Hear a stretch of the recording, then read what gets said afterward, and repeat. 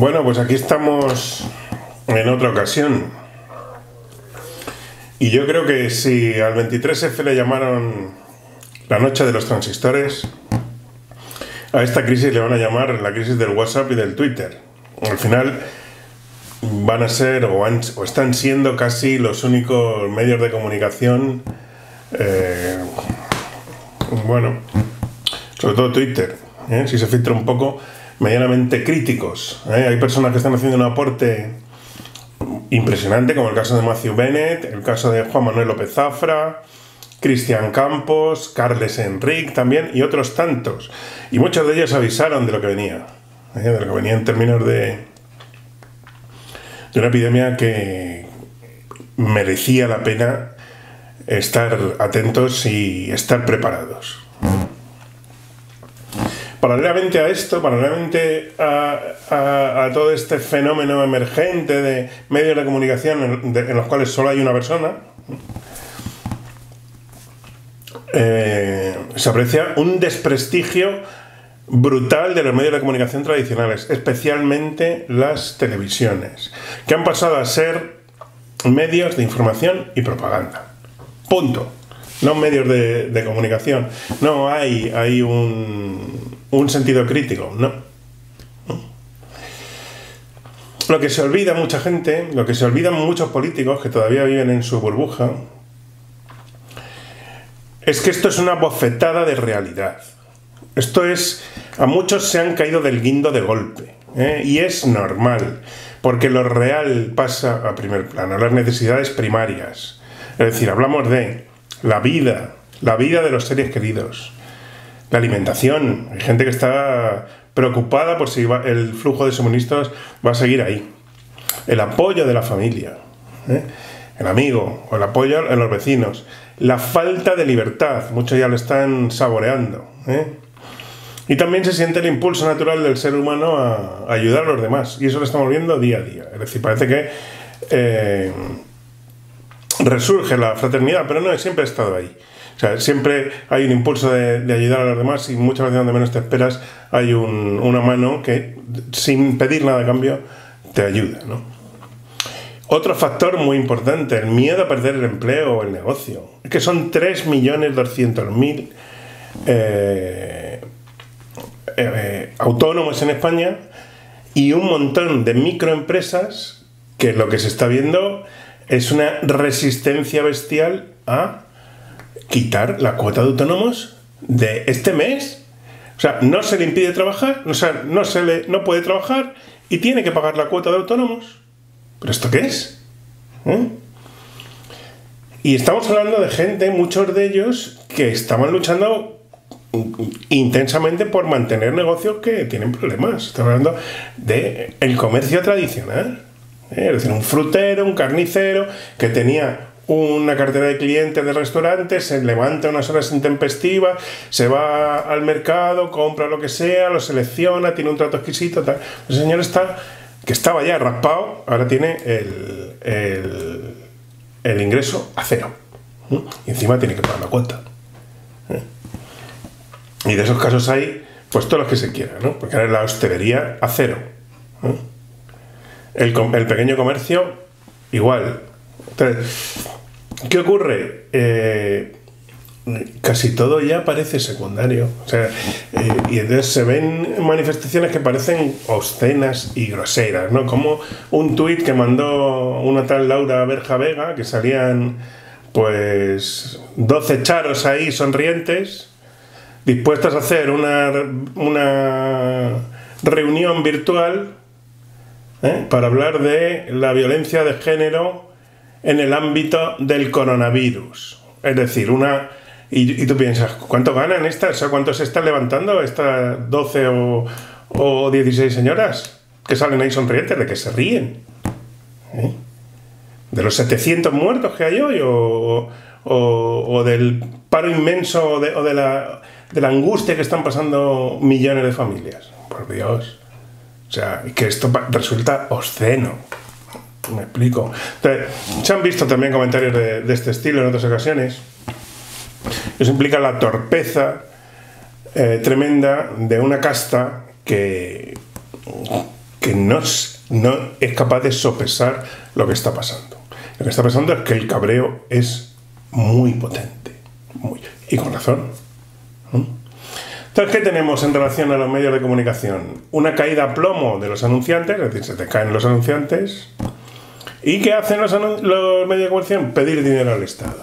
Anda, mira, y eso resulta también obsceno. Es decir, estamos viendo carencias en los hospitales. Y además nos están pidiendo cosas muy básicas.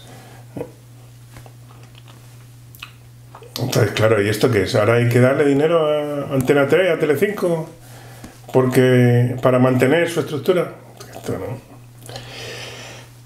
Pero dejamos claro una cosa, o sea, ya dicen, no, yo pido dinero al Estado, vale, y ya sabemos quién es tu cliente, ¿no? Porque antes eran todos anunciantes, ahora tu cliente va a ser el Estado, que vas a seguir ahí sirviéndole de elemento, de medio de propaganda, pues claro.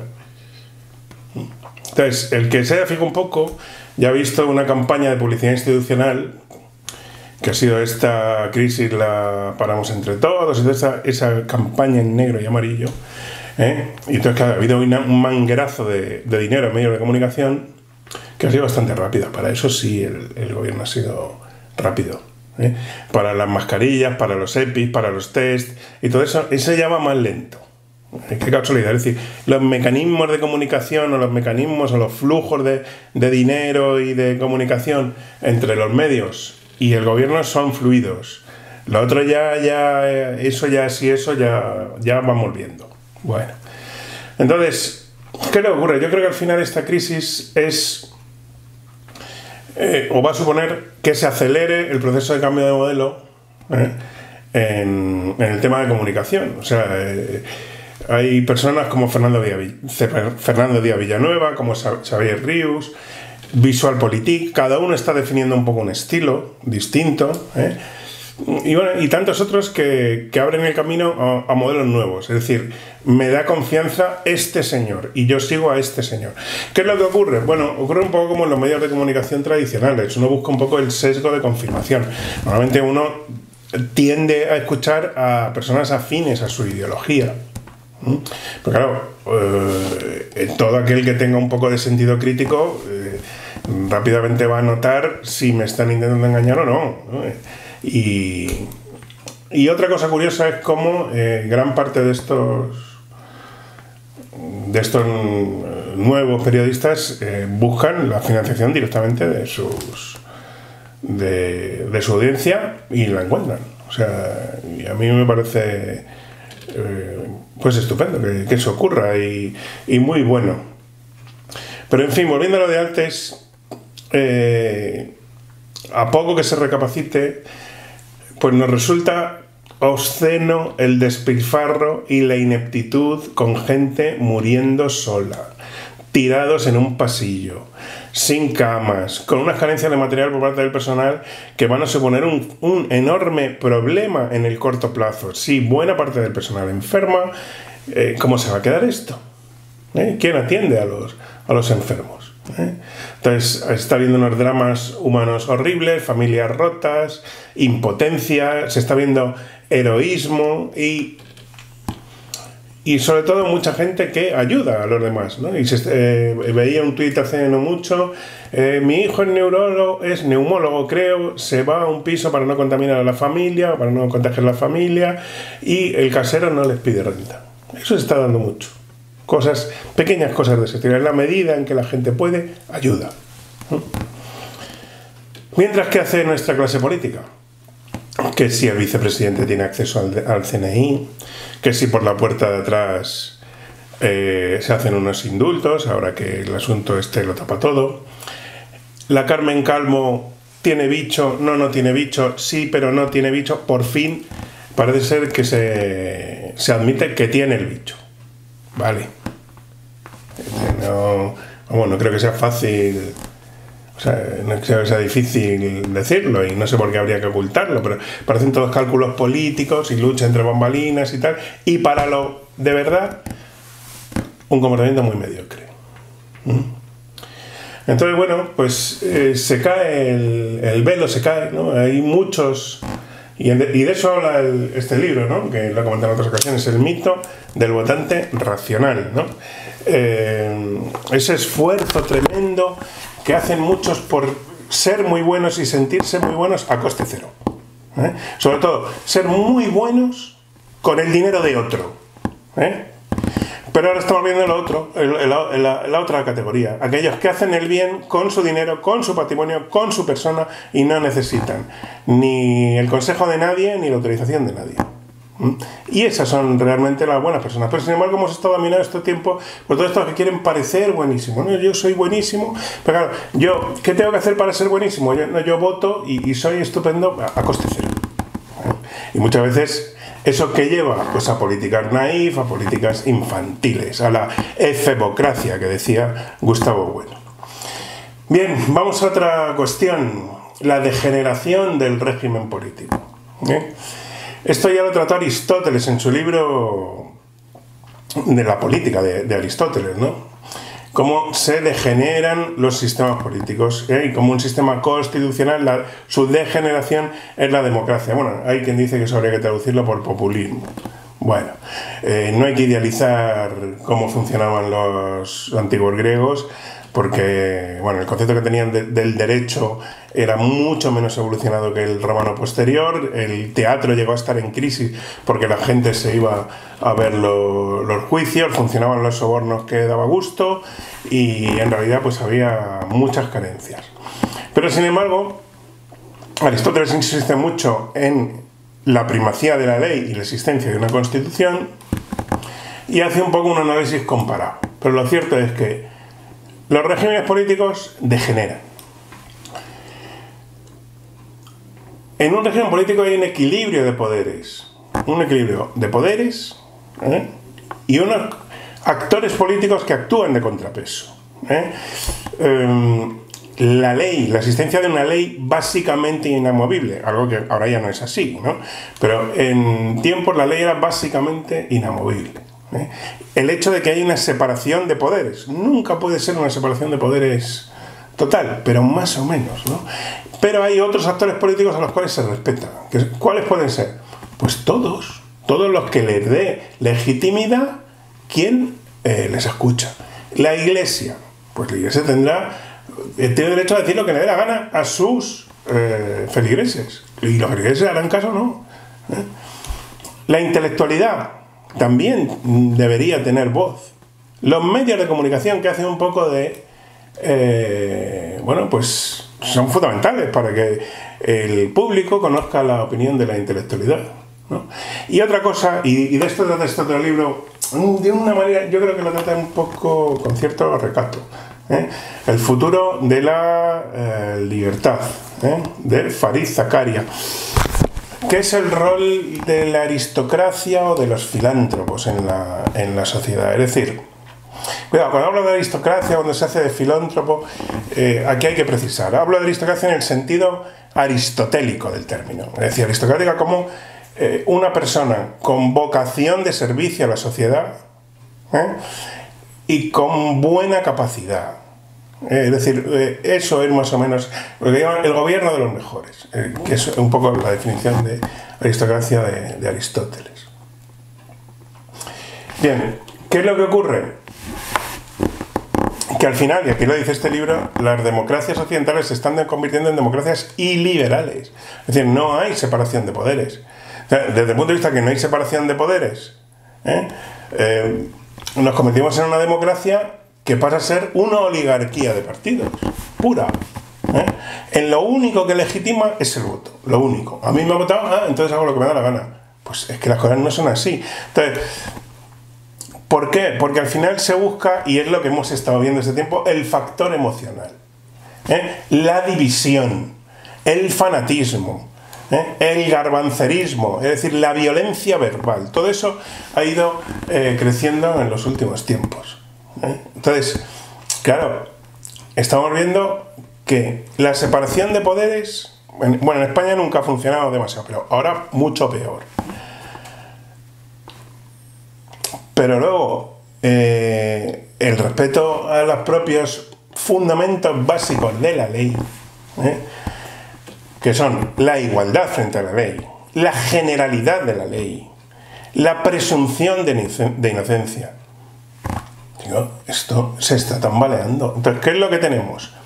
Lo llaman democracia, pero esto lo que es... Y bueno, y Farid Zakaria diría que esto es una democracia iliberal, pero yo no sé cómo llamarlo, ¿no? Pero vayamos otra vez a cómo se desarrolla ese proceso. Ese proceso en que lo que se está produciendo es el paso a una oligarquía, con una clase política que, acostumbrada a manejar una cantidad de dinero increíble, lo que hace es estar pendiente básicamente de su ombligo y poco más. Entonces, es un poco lo que decían en el vídeo anterior. O sea, pues es una banda que ahí está y su misión es saquear, punto. Olvídate de otra cosa, ¿no? Bien, aquí me gustaría comentar que esta crisis lo que está dejando es las vergüenzas al aire de una clase política y sobre todo una burocracia inepta y útil solamente a sí misma. Vamos a poner unos ejemplos. Se estaba hablando de que se unieron a través de las redes pues una serie de ingenieros y médicos para desarrollar un respirador que pudiera fabricarse con una impresora 3D y con un Arduino y con 4 cositas. Bueno, y las universidades, es que hay más universidades en España que en Alemania, ¿eh? A ninguna se le ha ocurrido, que tienen medios, que tienen laboratorios y tienen gente cualificada. No se ha visto nada. Lo único que se ha visto era que ha tenido cierta relevancia. Puede que se haya hecho algo, ¿eh? Yo no digo que no, pero de luego no se ha visto. Lo único que ha tenido un poquito de relevancia ha sido este modelo matemático intentando predecir dónde va a estar el pico de la epidemia, ¿no? de afectados, cuándo va a empezar a bajar y todo esto. Pero claro, es que tenemos una plaga de observatorios, de organismos independientes, de fundaciones. ¿Para qué? ¿Dónde están? Si al final estamos viendo que nadie sabe traer un suministro de material médico básico, ni ha sabido organizar un suministro a base de fabricantes locales. Por favor. Entonces, volviendo un poco a los actores, tenemos varios actores que tienen una especial relevancia, siempre en toda sociedad, ¿no? Que es el filántropo, los medios de comunicación y la intelectualidad. Es decir, ya estamos viendo que los medios de comunicación son la argamasa que une todo esto, porque al final son los que pueden generar opinión en la opinión pública con personas cualificadas. Entonces yo recuerdo los años posteriores a la transición, los años 80, teníamos un programa que se llamaba La Clave, la cual pues muchos conocieron a Antonio García Trevijano. Ahí se vio a Gustavo Bueno y se veía mucha gente muy interesante, que hablaban todos con cortesía, con educación y bueno, pues más o menos. Luego hubo unos debates que llevaba Fernando Sánchez Dragó por la noche, que yo creo que eran prácticamente diarios, creo recordar. Y aquel famoso debate en el que Arrabal se exhibió, aparentemente un poco pasado de copas, se subió a una silla a saltar hablando de que el mineralismo va a llegar y todo eso, pues uno de esos momentos graciosos en la televisión, pero el plantel que traía de personas, pues era muy, muy interesante. ¿Dónde está ahora esa intelectualidad? Pues la podemos encontrar en el YouTube. O sea, pero es imaginable ahora que personas como Jesús Maestro, una persona que está más o menos en relación con las corrientes de Gustavo Bueno, Miguel Enso Bastos, que yo creo que es un erudito, María Elvira Roca, una persona que ha escrito unos libros muy interesantes, Eduardo Fernández Luiña, una persona muy interesante en términos de teoría política y muy moderado, Jürgen Donges, uno de los comités de sabios de economía alemana, Jesús Fernández Villaverde, otro que podemos ver sus vídeos por ahí en internet, creo que es en la Fundación Rafael del Pino, tiene alguno, también con un punto de vista sobre economía muy interesante, Antonio Escotado, como uno probablemente ahora mismo sea el erudito más brillante de lo que podamos disfrutar, ¿no? y otro de talla dalmacio negro, ¿no? Entonces, nos imaginamos en un debate a dos, tres... Claro, un debate de personas, no un debate de verduleras a cara de perro y... No, debate de personas civilizadas con alguno de estos en una televisión ahora, o eso sería ciencia ficción. Eso ahora mismo es inimaginable, ¿eh? Entonces, tenemos ese factor, los medios de comunicación fallando, la intelectualidad que existe, y hay muy buenos cerebros por ahí, bueno, oculta, o que solo la disfruta pues sus alumnos, o muy poca gente. Y tenemos el rol de los filántropos, ¿no? Lo que me comentaba antes, en Estados Unidos ha habido una tradición bastante arraigada de personas de fortuna que han hecho un trabajo filantrópico muy valioso, ¿no? Y ahí está Carnegie, con toda la red de bibliotecas que construyó, y hizo un esfuerzo tremendo porque en muchas localidades hubiera bibliotecas. En Inglaterra, por ejemplo, Anthony Ashley Cooper, un lord que se preocupó muchísimo de erradicar el trabajo infantil en tiempos de la Revolución Industrial. Y ese rol del filántropo pues se dio mucho durante el siglo XIX, y hoy hay algo de eso. Pasa que hoy tenemos no un filántropo, sino más bien un activista con mucha pasta. Pero el filántropo de este estilo es más discutible. Y en España pues tenemos a Teresa Herrera, y a Dolores Romero y Arano, o sea, que es la que edificó el hospital obrero de la calle Maudes aquí en Madrid. Pero entre otros, el Lázaro Galdiano, tal. Todo ese rol del filántropo moderno que está un poco en relación con la aristocracia, en el sentido aristotélico. ¿Qué es un aristócrata? Un aristócrata es aquel que se siente con el deber de dar servicio a la sociedad o a su rey, que ya lo ha demostrado, ¿de acuerdo? O que es un heredero de alguien que hizo algo así. Que claro, si quiere a jugarse el tipo, va, pues está moralmente obligado. Nobleza obliga, ¿de acuerdo? Y un poco desde el punto de vista de Aristóteles, alguien que está especialmente capacitado, alguien que tiene una serie de habilidades por encima de lo normal y que tiene una vocación de servicio. Comenta mucho en el libro el caso del Titanic, como en primera clase absolutamente todos los puestos de salvamento fueron cedidos de los hombres a las mujeres. Y no murió en primera clase ni una sola mujer. Y en segunda clase, no sé si murió alguna, pero muy pocas. Es decir, ese sentido del deber y ese sentido de ayudar a la comunidad está ahí un poco extinto, pero de vez en cuando surge algún caso. Y aquí tenemos a Mancio Ortega. ¿Qué ocurre cuando hay algún caso aquí? Bueno, es que hay que ir a degüello a por él, por parte de ciertas tendencias políticas. ¿Y por qué? Porque fulmina la ilusión de que el monopolio de las actividades benefactoras las tiene el Estado. Y lo que estamos viendo con esta crisis es que el Estado no es más que una aspiradora de recursos que en gran parte vive para satisfacerse a sí mismo. Y volviendo al principio, el monumental cabreo que tiene la gente y la caída del guindo de muchos, yo creo que no lo sospechan muchas personas que componen la clase política. No quieren bromas mucho ya, Entonces, estamos viendo unos síntomas de torpeza infinita por parte de muchos que yo creo que, como digo, no son capaces de evaluar la catarsis de mucha gente. Y en palabras sencillas, yo creo que está ya empachada de ineptos, de irresponsables y de estupideces. Así que bueno, esperemos que esto pase pronto y a la salida nos vemos.